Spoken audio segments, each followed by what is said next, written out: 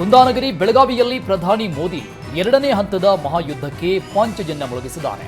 Malini city ಮೈದಾನದಲ್ಲಿ ನಡೆದ ಬೃಹತ್ ಸಮಾವೇಶದಲ್ಲಿ ಬೆಳಗಾವಿ ಅಭ್ಯರ್ಥಿ ಜಗದೀಶ್ ಶೆಟ್ಟರ್ ಹಾಗೂ ಚಿಕ್ಕೋಡಿ ಅಭ್ಯರ್ಥಿ ಅಣ್ಣಾ ಸಾಹೇಬ್ ಜೊಲ್ಲೆ ಪರ ಮತಯಾಚನೆ ಮಾಡಿತು.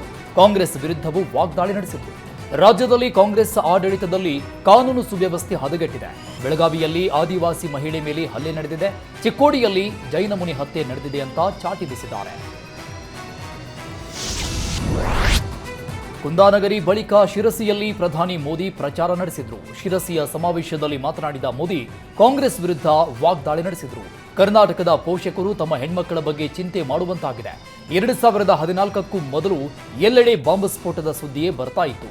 ಈಗ ಬೆಂಗಳೂರಲ್ಲೇ ಬಾಂಬ್ ಸ್ಫೋಟವಾಗ್ತಾ ಇದೆ.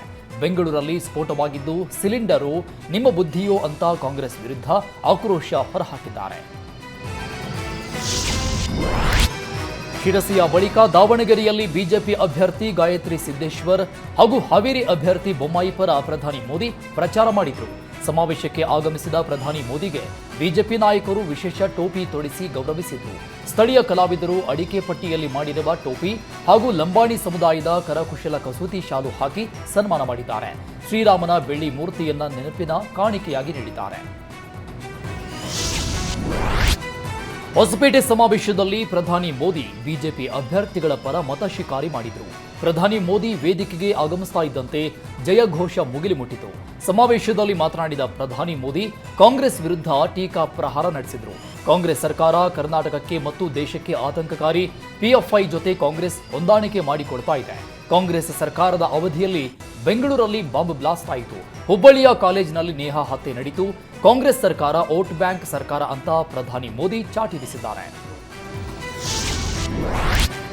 ಬಿಜೆಪಿ ರಾಜ್ಯಾಧ್ಯಕ್ಷ ಬಿವೈ ವಿಜೇಂದ್ರ ಕೂಡ ಕಾಂಗ್ರೆಸ್ ವಿರುದ್ಧ ವಾಗ್ದಾಳಿ ನಡೆಸಿದರು. ಭ್ರಷ್ಟಾಚಾರ ಮುಕ್ತ ಆಡಳಿತ ನೀಡಿದ ಹೆಗ್ಗಳಿಕೆ ಪ್ರಧಾನಿ ಮೋದಿಗೆ ಸಲ್ಲುತ್ತೆ. ಆದರೆ ಕಾಂಗ್ರೆಸ್ ಜನರಿಗೆ ನೀಡಿದ ಯಾವುದೇ ಭರವಸೆಯನ್ನ ಈಡೇರಿಸಿಲ್ಲ. ಬರಗಾಲ ನಿರ್ವಹಣೆಯಲ್ಲಿ ರಾಜ್ಯ ಸರ್ಕಾರ ವಿಫಲವಾಗಿದೆ. ಕಾಂಗ್ರೆಸ್ ಸರ್ಕಾರ ರೈತ ವಿರೋಧಿ ನೀತಿ ಅನುಸರಿಸ್ತಾ ಇದೆ. ರೈತರು ಪರದಾಡ್ತಾ ಇದ್ರೆ ಕಾಂಗ್ರೆಸ್ ಅಲ್ಪಸಂಖ್ಯಾತರ ಓಲೈಕೆ ಮಾಡ್ತಾ ಇದೆ. ಪಾಕಿಸ್ತಾನ ಜಿಂದಾಬಾದ್ ಅಂತ ಕೂಗಿದ್ರು ದೇಶದ್ರೋಹಿಗಳ ಬಂಧನವಾಗ್ತಾ ಇಲ್ಲ. ಅಲ್ಪಸಂಖ್ಯಾತರ ತುಷ್ಟೀಕರಣ ಹೆಚ್ಚಾಗ್ತಾ ಇದೆ ಅಂತ ವಿಜಯೇಂದ್ರ ಆಕ್ರೋಶ ಹೊರಹಾಕಿದ್ದಾರೆ. ಬಳ್ಳಾರಿ ಲೋಕಸಭಾ ಕ್ಷೇತ್ರದ ಬಿಜೆಪಿ ಅಭ್ಯರ್ಥಿ ಶ್ರೀರಾಮುಲು ಕಾಂಗ್ರೆಸ್ ಚೊಂಬು ಅಭಿಯಾನಕ್ಕೆ ಕೌಂಟರ್ ಕೊಟ್ಟಿದ್ದಾರೆ.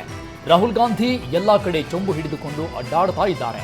ಚುನಾವಣೆ ಬಳಿಕ ಶಾಶ್ವತವಾಗಿ ಚೊಂಬು ಹಿಡಿದುಕೊಳ್ತಾರೆ ಅಂತ ಲೇವಡಿ ಮಾಡಿದ್ರು. ಇದೇ ವೇಳೆ ಶ್ರೀರಾಮುಲು ಕೊಂಚ ಭಾವುಕರಾಗಿಯೂ ಮಾತನಾಡಿದ್ರು. ವಿಧಾನಸಭೆಯಲ್ಲಿ ಸೋತಿದ್ದೇನೆ, ಲೋಕಸಭೆಯಲ್ಲಿ ಸೋತ್ರೆ ರಾಜಕಾರಣ ಕಳೆದುಕೊಳ್ಳಬೇಕಾಗುತ್ತೆ. ಕಷ್ಟ ಕಾಲದಲ್ಲಿ ಕೈ ಹಿಡಿಯಿರಿ ಅಂತ ರಾಮುಲು ಮನವಿ ಮಾಡಿದ್ದಾರೆ. ಚಿಕ್ಕೋಡಿ ಲೋಕಸಭಾ ಕ್ಷೇತ್ರದ ಕಾಂಗ್ರೆಸ್ ಅಭ್ಯರ್ಥಿ ಪ್ರಿಯಾಂಕಾ ಜಾರಕಿಹೊಳಿ ಪರ ಸಿಎಂ ಸಿದ್ದರಾಮಯ್ಯ ಪ್ರಚಾರ ನಡೆಸಿದರು. ಪ್ರಜಾಧ್ವನಿ ಸಮಾವೇಶದಲ್ಲಿ ಮಾತನಾಡಿದ ಸಿದ್ದರಾಮಯ್ಯ ಬಿಜೆಪಿ ವಿರುದ್ಧ ಹೇಗಾಮುಗ್ಗ ವಾಗ್ದಾಳಿ ನಡೆಸಿದರು. ಮುಂದಿನ 5 ವರ್ಷ ಯಾವ ಪಕ್ಷ ಅಧಿಕಾರದಲ್ಲಿರಬೇಕು, ಯಾವ ಪಕ್ಷ ಅಧಿಕಾರದಲ್ಲಿದ್ದರೆ ಎಲ್ಲರ ಬಗ್ಗೆ ಗಮನ ಕೊಡ್ತಾರೆ ಅನ್ನೋದನ್ನ ಅರ್ಥ ಮಾಡಿಕೊಳ್ಬೇಕಿದೆ. ಪ್ರಧಾನಿ ಮೋದಿ ಕೋಮುವಾದದ ಸಿದ್ಧಾಂತವನ್ನ ಎಲ್ಲೆಡೆ ಪ್ರಸ್ತಾಪ ಮಾಡ್ತಾ ಇದ್ದಾರೆ. ಬಳೆ ತಾಳಿ ವಿಚಾರ ಪ್ರಸ್ತಾಪ ಮಾಡಿ ಪ್ರಧಾನಿ ಹುದ್ದೆಗೆ ಅವಮಾನ ಮಾಡ್ತಾ ಇದ್ದಾರೆ. ಕಿತ್ತೂರು ರಾಣಿ ಚೆನ್ನಮ್ಮ, ಶಿವಾಜಿ ಮಹಾರಾಜರಿಗೆ ಕಾಂಗ್ರೆಸ್ ಅವಮಾನ ಮಾಡಿದೆ ಅಂತ ಮೋದಿ ಹೇಳಿದ್ದಾರೆ. ಪ್ರಧಾನಿಯಾಗಿ ಈ ರೀತಿ ಸುಳ್ಳು ಹೇಳುವುದು ಶೋಭೆ ತರಲ್ಲ ಅಂತ ಸಿದ್ದರಾಮಯ್ಯ ಕಿಡಿಕಾರಿದ್ದಾರೆ. ಕಾಂಗ್ರೆಸ್ನಿಂದಾಗಿ ರಾಜ್ಯದಲ್ಲಿ ಅಶಾಂತಿ ಗಲಭೆ ಎಂದಿದ್ದ ಪ್ರಧಾನಿ ಮೋದಿಗೆ ಸಚಿವ ಎಚ್.ಕೆ. ಪಾಟೀಲ್ ತಿರುಗೇಟು ಕೊಟ್ಟಿದ್ದಾರೆ. ಕೇಂದ್ರದ ಅಡಿ ಕೆಲಸ ಮಾಡುವ ಸಿಬಿಐ ಎಷ್ಟು ಸಮರ್ಥವಾಗಿದೆ, ಎಷ್ಟು ಜನ ಅಪರಾಧಿಗಳನ್ನ ನೀವು ಹಿಡಿದಿದ್ದೀರಿ. ಕೆಫೆ ಸ್ಫೋಟ ಪ್ರಕರಣದ ಆರೋಪಿಗಳನ್ನ ರಾಜ್ಯ ಪೊಲೀಸರು ಹಿಡಿದಿದ್ದಾರೆ. ರಾಜಕೀಯ ಭಾಷಣ ಮಾಡಿ ರಾಜ್ಯ ಸರ್ಕಾರದ ಮೇಲೆ ಗೂಬೆ ಕೂರಿಸಬಾರದು. ಸಿಬಿಐಗೆ ರೆಫರ್ ಮಾಡಿದ ಎಷ್ಟೋ ಕೇಸ್ ಇತ್ಯರ್ಥವಾಗಿದೆ, ವರದಿ ಕೊಡಿ ಅಂತ ಎಚ್.ಕೆ. ಪಾಟೀಲ್ ಪ್ರಧಾನಿ ಮೋದಿಗೆ ಸವಾಲ್ ಹಾಕಿದ್ದಾರೆ. ಕೇಂದ್ರದಿಂದ ಹೆಚ್ಚಿನ ಬರ ಪರಿಹಾರಕ್ಕೆ ಆಗ್ರಹಿಸಿ ವಿಧಾನಸೌಧದ ಗಾಂಧಿ ಪ್ರತಿಮೆ ಎದುರು ಕಾಂಗ್ರೆಸ್ ನಾಯಕರು ಪ್ರತಿಭಟಿಸಿದ್ದಾರೆ. ಸಿಎಂ ಸಿದ್ದರಾಮಯ್ಯ, ಡಿಕೆ ಶಿವಕುಮಾರ್, ರಣದೀಪ್ ಸಿಂಗ್ ಸುರ್ಜೇವಾಲಾ ಸೇರಿದಂತೆ ಎಲ್ಲ ಕಾಂಗ್ರೆಸ್ ನಾಯಕರು ಭಾಗಿಯಾಗಿದ್ದರು. ಕೇಂದ್ರ ಸರ್ಕಾರದ ವಿರುದ್ಧ ಪರಿಹಾರ ಕೊಡಿ, ಇಲ್ಲ ವಾಪಸ್ ಹೋಗಿ, ಗೋ ಬ್ಯಾಕ್ ಮೋದಿ ಅಂತ ಪ್ಲೇ ಕಾರ್ಡ್ ಪ್ರದರ್ಶನ ಮಾಡಿ ಆಕ್ರೋಶ ವ್ಯಕ್ತಪಡಿಸಿದ್ದಾರೆ. ಬರ ಪರಿಹಾರ ವಿಚಾರದಲ್ಲಿ ನಮಗೆ ಅನ್ಯಾಯ ಆಗಿದೆ ಅಂತ ಸಿಎಂ ಸಿದ್ದರಾಮಯ್ಯ ಆಕ್ರೋಶ ವ್ಯಕ್ತಪಡಿಸಿದರು. ಅನಿವಾರ್ಯವಾಗಿ ನಾವು ಕೋರ್ಟ್ಗೆ ಹೋಗಬೇಕಾಯಿತು. ನಾವೇನ್ ಭಿಕ್ಷೆ ಕೇಳ್ತಾ ಇಲ್ಲ. ಸುಪ್ರೀಂ ಕೋರ್ಟ್ ಚಾಟಿ ಬೀಸಿದ ಮೇಲೆ ಈಗ 3,000 ಕೋಟಿ ಕೊಟ್ಟಿದ್ದಾರೆ. ಇದು ಬಹಳ ಕಡಿಮೆ ಅನುದಾನ. ಹೀಗಾಗಿ ನಾವು ಪ್ರತಿಭಟನೆ ಮಾಡ್ತಾ ಇದ್ದೇವೆ. ಬರ ಪರಿಹಾರ ವಿಚಾರದಲ್ಲಿ ಮೋದಿ ಮತ್ತು ನಿರ್ಮಲಾ ಸೀತಾರಾಮನ್ ಸುಳ್ಳು ಹೇಳಿದ್ದಾರೆ ಅಂತ ವಾಗ್ದಾಳಿ ನಡೆಸಿದ್ದಾರೆ.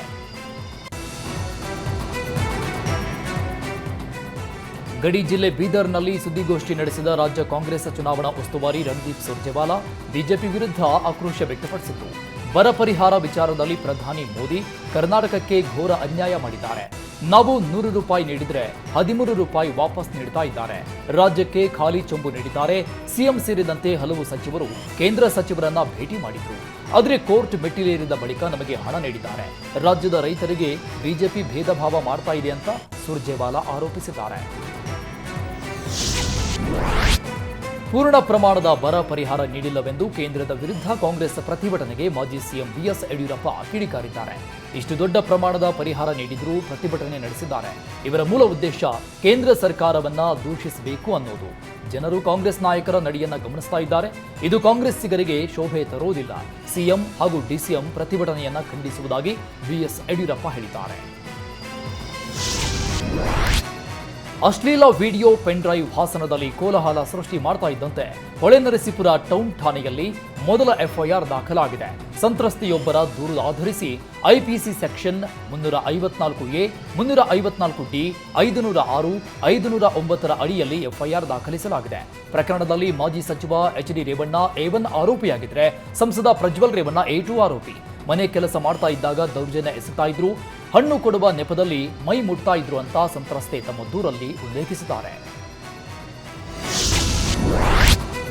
ಪ್ರಜ್ವಲ್ ರೇವಣ್ಣರದ್ದು ಎನ್ನಲಾದ ಅಶ್ಲೀಲ ವಿಡಿಯೋ ಕೇಸ್ ತನಿಖೆ ಬಗ್ಗೆ ಪ್ರತಿಕ್ರಿಯೆ ನೀಡಿದ ಗೃಹ ಸಚಿವ ಪರಮೇಶ್ವರ್, ಸರ್ಕಾರ ಈ ಪ್ರಕರಣವನ್ನ ಬಹಳ ಗಂಭೀರವಾಗಿ ಪರಿಗಣಿಸಿದೆ. ಹಿರಿಯ ಪೊಲೀಸ್ ಅಧಿಕಾರಿ ನೇತೃತ್ವದಲ್ಲಿ ಎಸ್ಐಟಿ ತನಿಖೆ ನಡೆಸುತ್ತೇವೆ. ಮಹಿಳಾ ಆಯೋಗದಿಂದ ದೂರು ಬಂದಿರುವ ಹಿನ್ನೆಲೆಯಲ್ಲಿ ತನಿಖೆಗೆ ಸೂಚಿಸಿದ್ದೇವೆ. ಪ್ರಜ್ವಲ್ ರೇವಣ್ಣ ದೇಶ ಬಿಟ್ಟು ಹೋಗಿರುವ ಬಗ್ಗೆ ಮಾಹಿತಿ ಇದೆ. ಪ್ರಜ್ವಲ್ ರೇವಣ್ಣಗೆ ನೋಟಿಸ್ ಕೊಡುವ ವಿಚಾರ ಎಸ್ಐಟಿ ಅಧಿಕಾರಿಗಳಿಗೆ ಬಿಟ್ಟಿದ್ದು ಅಂತ ಹೇಳಿದ್ದಾರೆ. ಸಂಸದ ಪ್ರಜ್ವಲ್ ರೇವಣ್ಣ ಅಶ್ಲೀಲ ವಿಡಿಯೋ ಪ್ರಕರಣಕ್ಕೆ ಸಂಬಂಧಪಟ್ಟಂಗೆ ಸಂತ್ರಸ್ತೆಯೊಬ್ಬರು ನಿನ್ನೆ ಮಹಿಳಾ ಆಯೋಗಕ್ಕೆ ದೂರು ಸಲ್ಲಿಸಿದ್ದಾರೆ ಅಂತ ಏಷ್ಯಾನೆಟ್ ಸುವರ್ಣ ನ್ಯೂಸ್ಗೆ ಮಹಿಳಾ ಆಯೋಗದ ಅಧ್ಯಕ್ಷೆ ನಾಗಲಕ್ಷ್ಮಿ ಮಾಹಿತಿ ಕೊಟ್ಟಿದ್ದಾರೆ. ರೇವಣ್ಣ, ಪ್ರಜ್ವಲ್ ರೇವಣ್ಣ ಇಬ್ಬರ ಮೇಲೂ ದೂರು ಕೊಟ್ಟಿದ್ದಾರೆ. ಸೂಕ್ತ ತನಿಖೆ ನಡೆಸಿ ಕ್ರಮ ಕೈಗೊಳ್ಳುವುದಾಗಿ ಆಯೋಗ ಭರವಸೆ ಕೊಟ್ಟಿದೆ.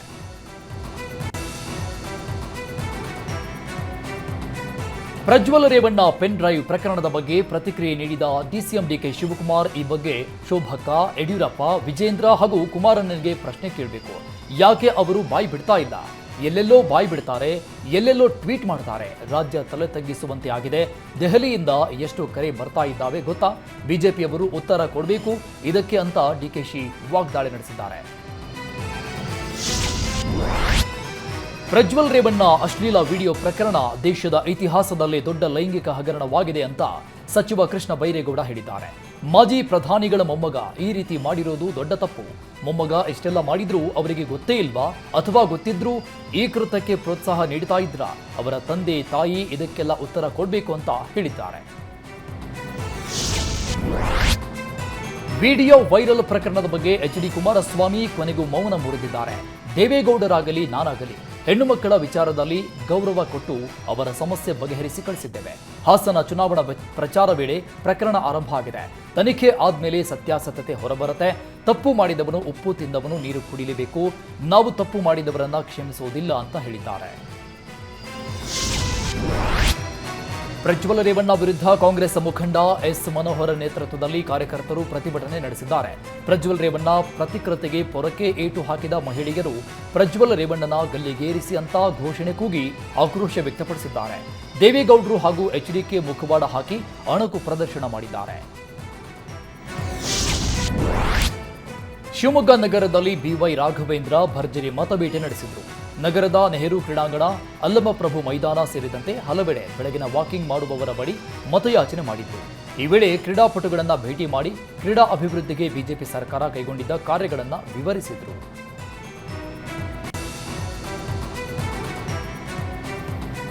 ಚಾಲಕನ ನಿಯಂತ್ರಣ ತಪ್ಪಿ ಪ್ರವಾಸಿ ಬಸ್ 100 ಅಡಿ ಕೆಳಕ್ಕೆ ಉರುಳಿ ಬಿದ್ದ ಘಟನೆ ದತ್ತಪೀಠ ಮಾಣಿಕ್ಯಧಾರ ಮಾರ್ಗದಲ್ಲಿ ನಡೆದಿದೆ. ತುಮಕೂರು ಜಿಲ್ಲೆ ಶಿರಾ ತಾಲೂಕಿನಿಂದ ಮಾಣಿಕ್ಯಧಾರ ದತ್ತಪೀಠ ಮುಳ್ಳಯ್ಯನಗಿರಿಗೆ ಬಂದಿದ್ದ ಪ್ರವಾಸಿಗರ ಬಸ್ ಪಲ್ಟಿಯಾಗಿದೆ. 6 ಜನರಿಗೆ ಗಂಭೀರ ಗಾಯವಾಗಿದ್ದು 23 ಜನರಿಗೆ ಸಣ್ಣಪುಟ್ಟ ಗಾಯವಾಗಿದೆ. ಕಲಬುರಗಿ ಜಿಲ್ಲೆ ಅಫಜಲಪುರದ ಬಡದಾಳ ಗ್ರಾಮದಲ್ಲಿ ಜೈ ಶ್ರೀರಾಮ್ ಘೋಷಣೆ ಕೂಗಿದ್ದಕ್ಕೆ ಮಾತಿನ ಚಕಮಕಿ ನಡೆದಿದೆ. ಕಾಂಗ್ರೆಸ್ ಶಾಸಕ ಎಂವೈ ಪಾಟೀಲ್ ಪ್ರಚಾರಕ್ಕೆ ತೆರಳಿದ್ದ ವೇಳೆ ಬಿಜೆಪಿ ಕಾರ್ಯಕರ್ತರು ಜೈ ಶ್ರೀರಾಮ್ ಘೋಷಣೆ ಕೂಗಿದ್ದಾರೆ. ಈ ವೇಳೆ ಕಾಂಗ್ರೆಸ್ ಕಾರ್ಯಕರ್ತರು ಜೈ ಕಾಂಗ್ರೆಸ್ ಅಂತ ಘೋಷಣೆ ಕೂಗಿದ್ದಾರೆ. ಶಾಸಕರ ಎದುರಲ್ಲೇ ಎರಡೂ ಪಕ್ಷದ ಕಾರ್ಯಕರ್ತರು ಮಾತಿನ ಚಕಮಕಿ ನಡೆಸಿದ್ದಾರೆ. ಕೊಪ್ಪಳ ತಾಲೂಕಿನ ಮೆತಗಲ್ ಕ್ರಾಸ್ನಲ್ಲಿ ದಾಖಲೆ ಇಲ್ಲದೆ ಸಾಗಿಸುತ್ತಿದ್ದ 5 ಲಕ್ಷ ಹಣ ವಶಪಡಿಸಿಕೊಳ್ಳಲಾಗಿದೆ. ಮೆತಗಲ್ ಚೆಕ್ಪೋಸ್ಟ್ನಲ್ಲಿ ವಾಹನಗಳ ತಪಾಸಣೆ ವೇಳೆ ಕುಷ್ಟಗಿ ಕಡೆಯಿಂದ ಕೊಪ್ಪಳದ ಕಡೆ ಬರ್ತಾ ಇದ್ದ ಇನೋವಾ ಕಾರ್ನಲ್ಲಿ ದಾಖಲೆ ಇಲ್ಲದೆ ಸಾಗಿಸಲಾಗ್ತಾ ಇದ್ದ 5 ಲಕ್ಷ ಹಣ ಪತ್ತೆಯಾಗಿದೆ. ಅಕ್ರಮ ಹಣ ಸಾಗಾಟದ ಕುರಿತು ಪ್ರಕರಣ ದಾಖಲಾಗಿದೆ. ಲೋಕಸಭಾ ಚುನಾವಣೆ ದಿನದಂದು ಮತದಾನ ಬಹಿಷ್ಕರಿಸಿ ಪ್ರತಿಭಟನೆ ಮಾಡಿದ 30ಕ್ಕೂ ಹೆಚ್ಚು ಜನರ ಮೇಲೆ ಪ್ರಕರಣ ದಾಖಲಿಸಲಾಗಿದೆ. ಕೋಲಾರ ತಾಲೂಕಿನ ಬೆಗ್ಲಿ ಬೆಣಜೇನಹಳ್ಳಿ ಗ್ರಾಮದ 30ಕ್ಕೂ ಹೆಚ್ಚು ಜನರ ಮೇಲೆ ಪ್ರಕರಣ ದಾಖಲಾಗಿದೆ. ಚುನಾವಣೆ ದಿನ ಗುಂಪು ಸೇರಿ ಪ್ರತಿಭಟನೆ ಮಾಡಿ ನಿಷೇಧಾಜ್ಞೆ ಉಲ್ಲಂಘಿಸಿದ್ದಕ್ಕೆ ಕೇಸ್ ಹಾಕಲಾಗಿದೆ. ಕೋಲಾರ ಗ್ರಾಮಾಂತರ ಪೊಲೀಸ್ ಠಾಣಾ ವ್ಯಾಪ್ತಿಯಲ್ಲಿ ಪ್ರಕರಣ ದಾಖಲಾಗಿದೆ. ದಾವಣಗೆರೆಯಲ್ಲಿ ಪ್ರಧಾನಿ ಮೋದಿ ಕಾರ್ಯಕ್ರಮದ ಸ್ಥಳಕ್ಕೆ ಮುತ್ತಿಗೆ ಹಾಕಲು ಎನ್ಎಸ್ಯುಐ ಪ್ರಯತ್ನ ನಡೆಸಿತು. ಖಾಲಿ ಚೊಂಬಿನ ಪೋಸ್ಟರ್ನೊಂದಿಗೆ ಅಂಬೇಡ್ಕರ್ ಸರ್ಕಲ್ನಲ್ಲಿ ಎನ್ಎಸ್ಯುಐ ಸಂಘಟನೆ ಪ್ರತಿಭಟನೆ ನಡೆಸಿತು. ಎನ್ಎಸ್ಯುಐ ಕಾರ್ಯಕರ್ತರು ಗೋ ಬ್ಯಾಕ್ ಮೋದಿ ಘೋಷಣೆಗಳನ್ನು ಕೂಗಿದ್ದಾರೆ. ಜೊತೆಗೆ ಪ್ರಧಾನಿ ಮೋದಿ ಆಗಮನದ ವೇಳೆ ಚೊಂಬು ಪ್ರದರ್ಶನಕ್ಕೆ ಮುಂದಾದರು. ತಕ್ಷಣ ಸ್ಥಳದಲ್ಲಿದ್ದ ಪೊಲೀಸರು ಎನ್ಎಸ್ಯುಐ ಕಾರ್ಯಕರ್ತರನ್ನ ಬಂಧಿಸಿ ಕರೆದೊಯ್ದಿದ್ದಾರೆ. ಲಾರಿಗಳ ಟ್ರೈಲರ್ ಪಾರ್ಕಿಂಗ್ನಲ್ಲಿ ಅಗ್ನಿ ಅವಘಡ ಸಂಭವಿಸಿದೆ. ಹೊಸಕೋಟೆಯ ದುನ್ನಸಂದ್ರ ಅನುಗೊಂಡನಹಳ್ಳಿ ಬಳಿ ಘಟನೆ ನಡೆದಿದೆ. ಲಾರಿಗಳ ಬಾಡಿ ನಿರ್ಮಾಣ ಮಾಡುವ ಘಟಕದಲ್ಲಿ ಬೆಂಕಿ ಕಾಣಿಸಿಕೊಂಡಿದೆ. ಈ ಘಟನೆಯಲ್ಲಿ 50ಕ್ಕೂ ಹೆಚ್ಚು ಲಾರಿಗಳು ಬೆಂಕಿಗೆ ಆಹುತಿಯಾಗಿದೆ. ಸ್ಥಳಕ್ಕೆ ಆಗಮಿಸಿದ ಅಗ್ನಿಶಾಮಕ ಸಿಬ್ಬಂದಿ ಬೆಂಕಿ ನಂದಿಸಿದ್ದಾರೆ. ಬೈಕ್ ವೀಲಿಂಗ್ ಆಯಿತು. ಇದೀಗ ಆಟೋದಲ್ಲೂ ಡೆಡ್ಲಿ ವೀಲಿಂಗ್ ಮಾಡಿ ಯುವಕರು ಪುಂಡಾಟ ಮೆರಿತಾ ಇದ್ದಾರೆ. ತಡರಾತ್ರಿ ದೇವೇಗೌಡ ಪೆಟ್ರೋಲ್ ಬಂಕ್ ಬಳಿ ಫ್ಲೈಓವರ್ನಲ್ಲಿ 2 ಚಕ್ರದಲ್ಲಿ ಆಟೋ ಚಲಾಯಿಸಿ ಪುಂಡರು ಪುಂಡಾಟ ಮೆರೆದಿದ್ದಾರೆ. ಆಟೋ ವೀಲಿಂಗ್ ದೃಶ್ಯ ಸ್ಥಳೀಯರ ಮೊಬೈಲ್ನಲ್ಲಿ ಸೆರೆಯಾಗಿದೆ.